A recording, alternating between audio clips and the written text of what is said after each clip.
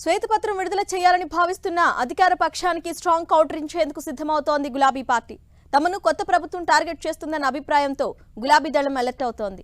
సభలో కాంగ్రెస్ కు ధీటుగా కౌంటర్ ఇచ్చేందుకు అస్త్రశస్త్రాలను రెడీ చేసుకుంది. ఆర్థిక, సాగునీటి, విద్యుత్ అంశాలపై ప్రభుత్వం శ్వేతపత్రంతో పూర్తి వివరాలు వెల్లడించేందుకు కాంగ్రెస్ సిద్ధమవుతోందన్న సమాచారంతో గులాబీ పార్టీ కూడా అదే దారిని ఎంచుకుంది. తమకు అవకాశం కల్పించాలని స్పీకర్ ప్రసాద్ కుమార్ ను కోరింది బీఆర్ఎస్. ఒకవేళ ప్రభుత్వం అనుమతిస్తే ఆర్థిక, సాగునీటి అంశాలపై స్పష్టత ఇచ్చేందుకు రెడీ అవుతున్నారు మాజీ మంత్రి హరీష్ రావు.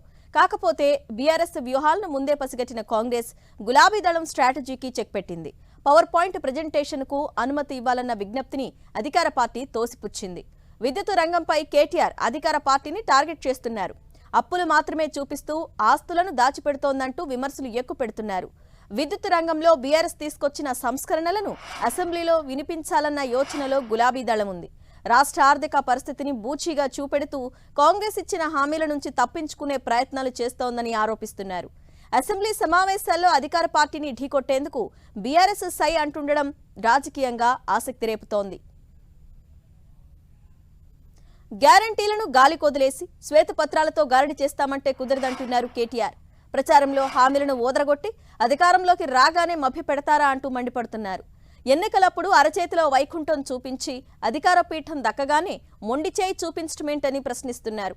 తమ ప్రభుత్వ ప్రస్థానంలో జరిగిన అభివృద్ధి తెరిచిన పుస్తకమని చెప్తున్నారు కేటీఆర్. దశాబ్ది ఉత్సవాల్లో తాము విడుదల చేసిన ప్రగతి నివేదిక స్వచ్ఛమైన శ్వేతపత్రమని, ఆడిట్ రిపోర్టులు, ఆర్బీఐ నివేదికలు కూడా అవే చెబుతున్నాయని గుర్తు చేస్తున్నారు. ప్రతి పైసాకు తాము లెక్క చెప్పామని, ఇప్పుడు దాచిందేమీ లేదని, కాంగ్రెస్ శోధించి సాధించేది ఏదీ లేదంటూ కౌంటర్లిస్తున్నారు కేటీఆర్.